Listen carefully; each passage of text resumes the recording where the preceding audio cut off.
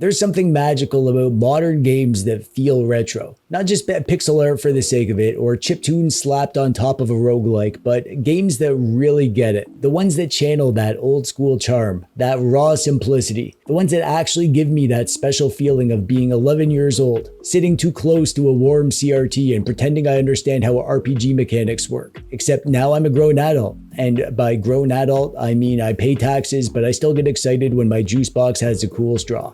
This video isn't a top 10 or greatest hidden gems of all time ever kind of video. It's just a cozy little collection of modern retro style games that I personally love and I wanted to share. Some of these you might have heard of, some maybe not, but they all share that weird retro soul. The kind of games that make you want to grab a root beer and turn down the lights and pretend it's 1995, like I do every single day.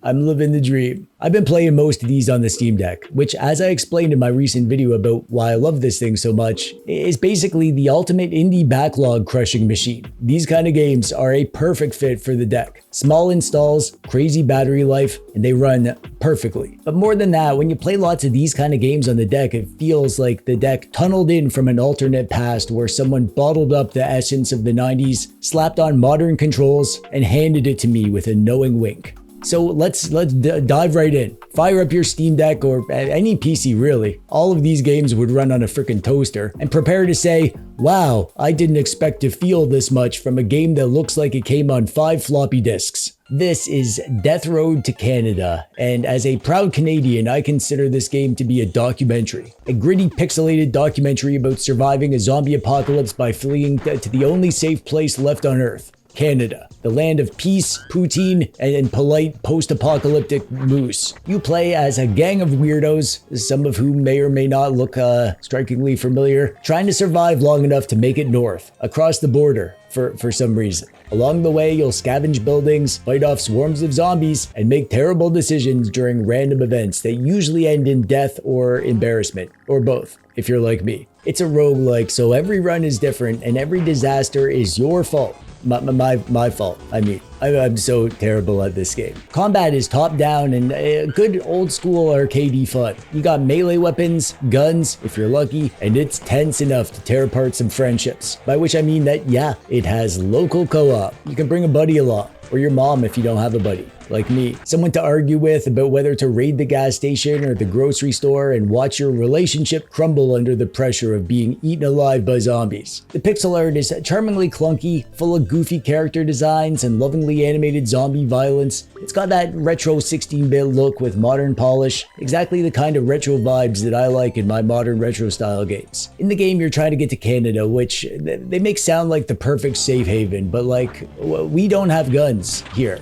So in real life, once the zombies arrive, yeah, we're all getting eaten. But at least we'll die how we lived. Polite, wearing a toque, with a Tim Hortons coffee and a hockey stick in our hands. This is Master Key, and it's been on my radar for quite a while. It's a top-down Zelda-style action-adventure with super chunky monotone pixels, charming forest characters, and lots of weird little NPCs that talk in pictograms. You explore a big open world, find dungeons, and collect keys, solve puzzles, kill adorable murderous woodland critters, get more keys and open more doors, hence the title, Master Key, because the keys. There's lots of keys in the game. Kind of makes me feel like a janitor who's destined to save the world. If you're familiar with Zelda games, then you know what to expect, and just by looking at it, you can tell it's just that kind of blend of cozy vibes and crunchy challenge that you're used to. The world is dense and explorable with no hand-holding and lots of secrets to stumble into, and the best part is it's tight. The controls are snappy and the combat feels just right, and there's barely any filler. Just pure pixelated goodness concentrated into a Metroid Zelda flavored juice box of joy with a cool straw. If you love retro games and want something new that feels like something old, but better than the actual old thing, then Master Key is your key to the past, but also the present. Look, I didn't plan this metaphor out. Let's just go play the game. This is a game that I instantly bought the moment I saw it because I knew it was made for dweebs like me. It feels like a retro DOS PC game from an alternate timeline, and I honestly can't recommend it enough if you like what you see. It's called Dawnfolk, and this one is kind of hard to describe. I've never really played a game like it. Or rather, I've played games that are like it's parts, but never a game that's combined them in this way. It's kind of like a 4X strategy game, but squeezed into a cozy real-time resource puzzle. You build up your little civilization, stick lumber camps in forests, mines in mountains, put farms beside your fields, and try to balance your economy to unlock new stuff. But it's also a puzzle game because you've only got so many tiles and you need specific combos of resources to progress, so you're constantly trying to noodle out the optimal setup. And it's got an idle game vibe too, because you set up your economy, but then you gotta wait for the numbers to tick up while you plan your next move, and sometimes you zoom in and do stuff. Like play a mini arcade game to hunt deer or chop trees. And then the better you do, the more goodies you get. And somehow there's a story here too. There's a friendly little fire spirit dude. There's some spooky darkness and storms, magical light, mystery. It's all mashed together like a burger made with a slice of watermelon for the patty, cotton candy veggies, chocolate syrup sauce, with a donut for the bun. Sounds weird, hard to describe, but it's also totally unique and kind of awesome. So my metaphor is that Dawnfolk is like a weird dessert burger for your brain. I'd eat that with a tiny pixel fork. This is Dimension Tripper Neptune Top Nep. And apparently it takes place in the Hyper Dimension Neptunia universe, which I think is about anime girls who are also video game consoles. I don't know, man. I'm just here to kill things and be wowed by the flashing colors. Luckily, you don't need to know anything about the series because this is a standalone bite-sized arcade shooter that's all about blasting stuff and dodging things at high speed. You fly forward on rails and shoot pixelated enemies, slash nearby ones with a sword, grab power-ups, fight huge bosses, and you really just try not to fly face first into obstacles. It's simple, fast, and just a classic addictive retro style action. There's only 5 stages, but they're all packed with color and chaos, each one themed after one of the Neptunia nations, I guess. But to me, it just felt like flying through a candy-coated fever dream. There's something oddly hypnotic about the rhythm of it all. Just a blast and dodge and boost, repeat. You finish the whole thing in under 3 minutes. I beat the whole game when I recorded gameplay for this video, but it's fun to replay for score, just to feel cool for surviving for more than 10 seconds. The pixel art totally nails that 16-bit arcade look. Crispy sprites and glowy bullets, sparkly explosions, and the soundtrack is nice. It's got these peppy retro tunes that feel right at home in a game you'd find next to Fantasy Zone or Space Harrier. It's short, it's silly, it's retro in all the best ways. I don't know what a NEP is. All I know is I have fun whenever I boot this one up.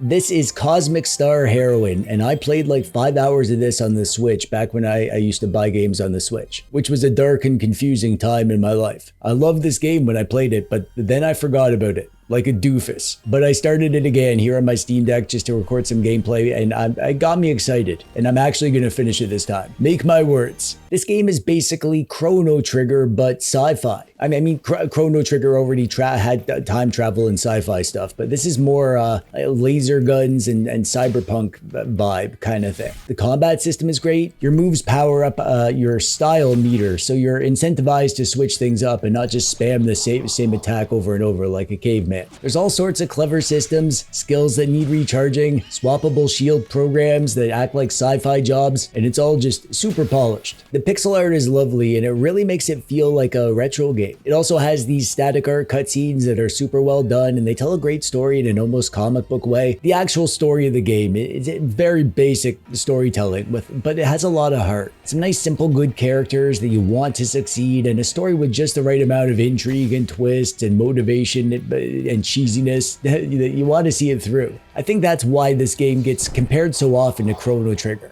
The heart, and it's a little cheesy in the best way, like lots of retro games, really. And I'm sorry, but I just have to get this off my chest. I once didn't subscribe to a YouTube channel that I liked. I watched their videos all the time, but I never subscribed for some reason. And you know what happened? Nothing. But I think about it every day. Don't be like me. Click the button. Trust me, it's easier than living a life filled with regret. This is Strikey Sisters, another game I had on the Switch that I've since bought on PC since I made the switch away from giving Nintendo my money, at least for indie games. This is made by a studio that made one of my favorite games ever, Bot Vice, which totally could have been on this list, but I've shown it off so many times in so many videos that I didn't want to piss anyone off. But check out this video if you want to know about that game, or more games that could also have been on this list. Strikey Sisters is a mostly brick breaker game, as you can see, but it has like bullet hell elements and roguelike elements. It's another one of those games that's multiple game genres mushed together. In this game, you play as one of the titular Strikey Sisters, or both of them if you have a friend or enemy to play with. It's definitely more fun in co-op. I highly recommend it for that if you're into co-op arcade games. There's an overworld map, and you choose a path, and you start smashing. There's a magic ball that you can bat away with your magic stick, and you can also use your stick to bat on the enemies if they get too close. You can also charge it up for a smash attack. In Brick Breaker style, you got to keep the ball from falling off the screen, and you need to clear the stage by breaking the bricks and killing the bad guys. As you do this, you'll get various power-ups that do stuff like make your ball catch on fire or shoot some magical blasty stuff. I mean, you can tell what the game is about just by looking at the screen, I think. What you see is what you get here. And that's a good thing, because I don't know about you, but what I see is classic arcade-style brick breaker gameplay with amazing pixel art. Oh man, this developer is so good at pixel art. It has tons of style, and it's also super cheap. It's $1.99 right now. And at that price, yeah, just buy it, you goof. What are you waiting for? Holy crap, Bot Vice is only $1.99 too. Your cup runneth over.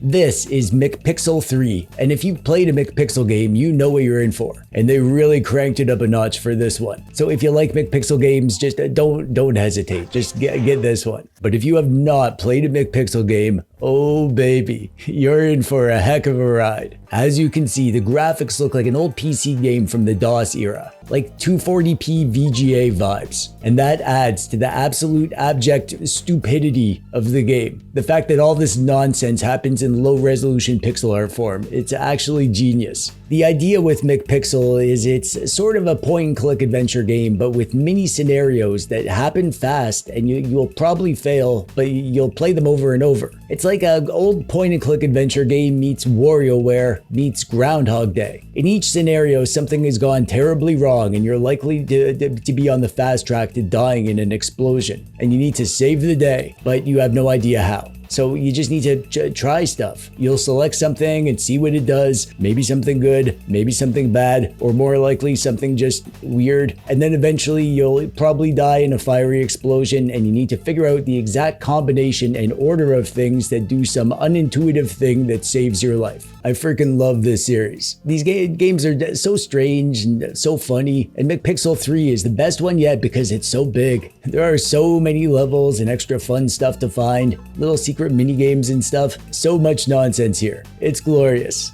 This is Loop Hero, and man, this is just the vibe I live for.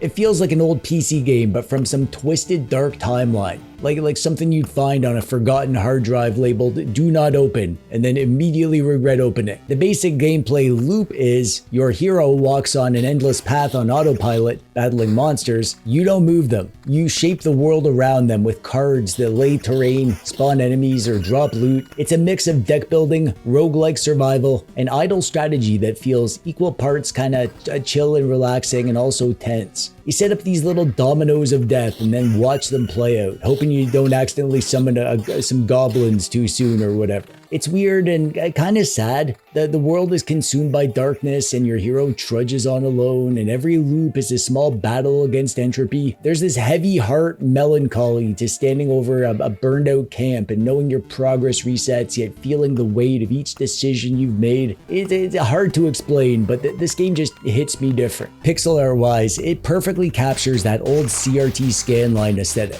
With chunky sprites and blocky icons, faded border UI, feels like you're running DOS from a basement in 1992, except a layer of modern polish to the art and the gameplay. It feels old yet modern, which is why it's on the list, obviously. And it definitely has a retro soul. for sure. Minimalist UI, permadeath, RNG wicked enough to make you sweat, and an uncanny melody of bleeps and bloops that stick in your head. But it's not a nostalgia cash-in. It's a thoughtful, twisted evolution of the era. And this game gave me all the cozy and ghostly vibes that I didn't know I needed. And that made me feel weird and sad in a way that I kinda didn't like, but I also kinda did.